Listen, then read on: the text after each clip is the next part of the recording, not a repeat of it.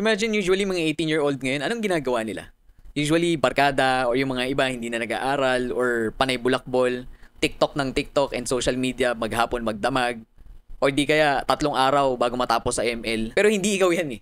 Kasi alam ko naman based on Google Analytics that viewers of this channel are interested about investments and business building. Kaya naman for this video, I will be talking about how to make your first 1 million starting as a teenager. So again guys, I'm not saying or I'm not promising to you na teenager ka palang magiging milyonaryo ka na. Pwede siguro kung tumaya ka sa loto or sumunod ka dun sa mga influencers na Sugal.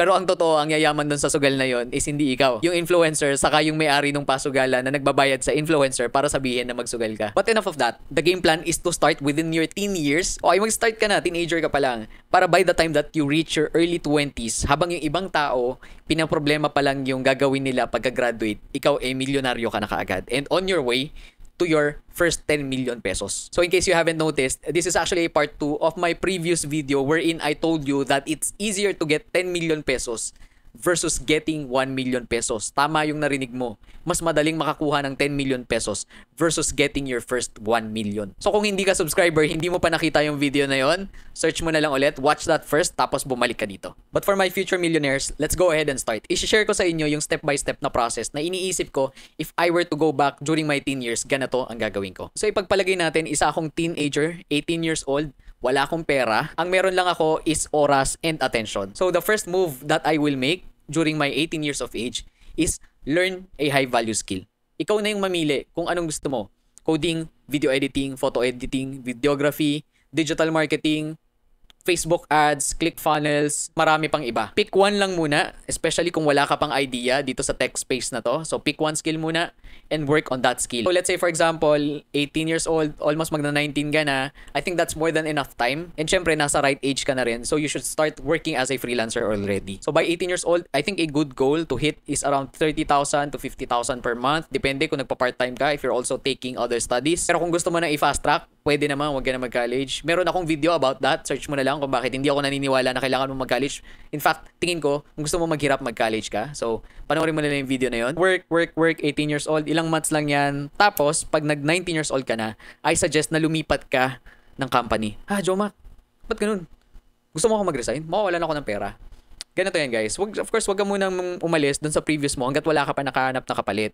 So, kailangan makahanap ka muna ng higher pay. Kasi based on statistics guys, people that stay within the same company earn less than people that regularly switches. Not only that, you can get valuable insights from different mentors. So natututo ka sa iba't ibang mentors. You're also being educated on the new processes that a different business implements from the last one that you have. This way, not only your salary increases, you also get new tips and tricks, plus you also meet different mentors.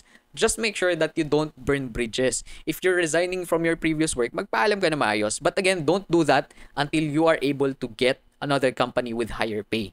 So, relatively 19 years old itong pinag-usapan natin. So again, 18 years old, learn new skills, tapos start working. 19, switch companies, expand your network, find a mentor. Jomak, di naman ako yayaman dyan sa freelancing eh. Of course, hindi ka naman yayaman ng sobra-sobra. Pero at least nandun na yung foundation ng mga skills na kailangan mo. And these are actually scalable skills. Plus, most of the skills that I mentioned, kailangan mo sa negosyo mo yan. So ito na nga, 20 years old. So you should start your business. Pero ito is actually part-time business. So huwag ka muna mag-full-time. Start part-time para less risk. If something happens, at least you have a fallback dun sa regular work mo para meron ka pa rin panggastos sa daily expenses mo. Or better yet, since bata ka pa, most likely you're still living with your parents, so less gastos pa rin, di ba? So again, 18, start working, 19, switch jobs, expand your network. By 20, create mo na, dito na itatry mo yung business mo, yung part-time business mo. And then by 21, I suggest you go all in on that business. I-scale mo na siya. So meron ka more or less from 20 to 21 na aralin mo na yung negosyo na yun. Kung ano yung gusto mong pasukin. Yung ginamit mong part-time guys ito nga pala ang tip ko If you're making a part-time business, siguraduhin mo na ready kang gawin siyang full-time. Otherwise, nagsasayang ka lang ng oras. Because why would you do that, right?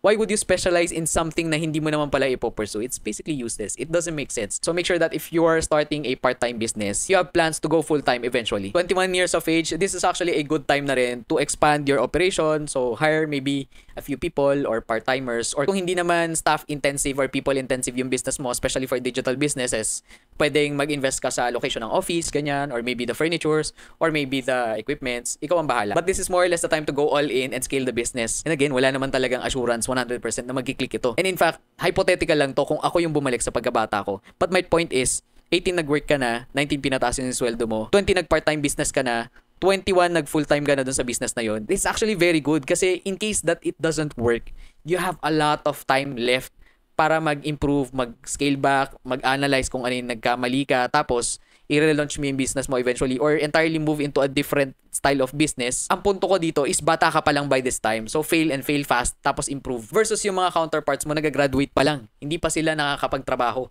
Zero experience pa sila. They are starting from scratch again. Wala pa silang ipon. So nakita mo yung matinding advantage. Okay, 23 years old. And honestly, sa personal journey ko as a business, nandito pa lang ako sa stage na to.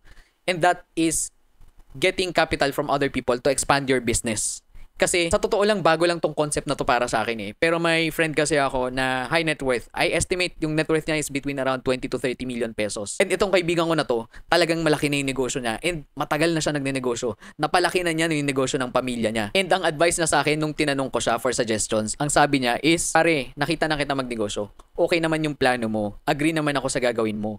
Pero ang hindi lang ako agree, bakit lagi mong kailangan pondohan 100% yung mga ideas mo? Kung maganda naman talaga yung mga ideas mo and tingin mo magkiklik yan and nakikita ko nga yung dedication mo kasi isusugal mo yung pera mo lahat, ikaw ang nagpopondo, ayaw mo mag-loan sa bangko. So alam ko talaga na ganun ka kaseryoso sa pagnenegosyo mo. Kung ganun din lang naman, bakit hindi ka mag-raise ng capital sa mga network mo, sa mga kaibigan mo, sa mga kakilala mo na rin na negosyante para at least instead na mag-start ka ng matagal, kailangan mo pang kumpletuhin lahat ng resources mo or mag-start ka ng simula, lalo na kung alam mo na kung paano yung gagawin, by getting capital from other people or investments from other people, you can already start a bigger business or you can already expand rapidly your existing businesses. So ito yung tinutumbok ko at age 22. So remember 18, nag-start ka mag-work. 19, pinataas mo yung salary mo at naghahanap ka ng mga mentors. 20, nag-start ka ng side business mo or ng side hustle mo. 21, you went full-time, you tried to scale the business. 22, outside investment to scale the business. Jomax, sabi mo, getting your first million. Eh, bakit panay making businesses yung ginawa? Eto na nga, guys. By 23, you start taking out money from the business. Ha? Ha? Totoo ba yan? Actually, foreign itong concept na to before sa akin, pero dapat talaga gawin nyo to, guys. Kasi hindi naman lahat ng oras, nagpa-pump ka ng money into your business. Dapat alam mo rin yung time where profit taking should be done. And it's not a bad thing. Hindi naman yung tipong sinasarado mo yung negosyo.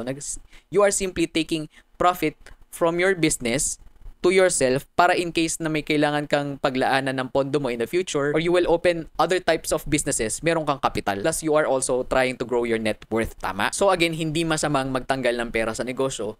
Ang problema kasi kadalasan ng ibang Pilipino, pagka kumita na yung negosyo nila, lahat ng kita ng negosyo nila, ginagamit nila sa pang-araw-araw. And that's not the way to go, guys. Again, you will take only profit from your business kapag ka malaki na siya. Ang analogy ko dito is imagine mo yung buto. Ibabaon mo muna sa lupa habang payat pa yung tangkay, di ba? Nagsisibol pa lang, maliit pa na halaman. You are still taking care of it. But by the time na sobrang kapal na ng trunk niya, malaking puno na talaga siya, you can reap the benefits. Kahit nga magputol ka ng malalaking sangayan, di mamamatay yan. So yun yung analogy ko doon, guys. Once your business is mature enough, you can already take profits from it para mapataas yung personal net worth mo. So that's by age 23.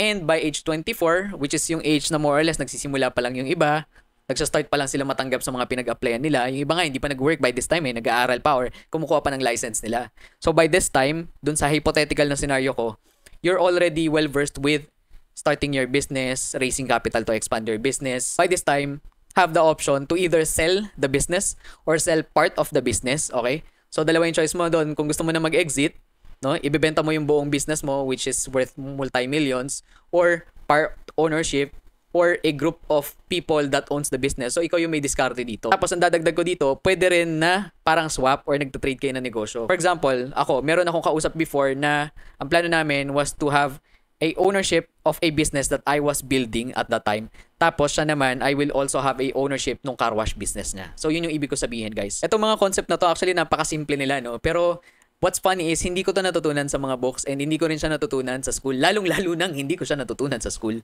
Kasi nakita ko lang na pinapractice din ito ng mga kakilala kong negosyante rin. So palaki ng palaki yung network ko with fellow business people. Itong mga concepts na to, sobrang natutuwa ako kasi pine-present nila sa akin. And some of them, sometimes they don't make sense to me. Sometimes naman sobrang tontuwa ako doon sa insights na binibigay nila. Kaya sinishare ko din sila sa inyo. And honestly, yun yung goal ko eh. Is to get exposure into a couple of businesses para nang sa ganon, diversified ako. And that's basically it, guys. At age 24, you are a high net worth owner of multiple businesses, serial entrepreneur, and you have knowledge to start, grow, sell, or trade businesses. Tingin ko nga lumagpas na tayo sa goal natin, which is 1 million lang. But honestly, sa negosyo, sky is the limit talaga, guys. Kaya never stop on pushing, never stop on dreaming. By the way, don't forget to watch the other video that I made, guys, wherein I teach you how to scale your 1 million pesos into 10 million pesos. Keep working on your goals, guys. Salamat sa panonood. Next video natin is how to crush your competition as a Gen Z. And if that's something that's interesting for you, make sure you hit subscribe and watch out for the next upload, guys. Jomak here. Salamat sa panonood. I'll see you on the next one.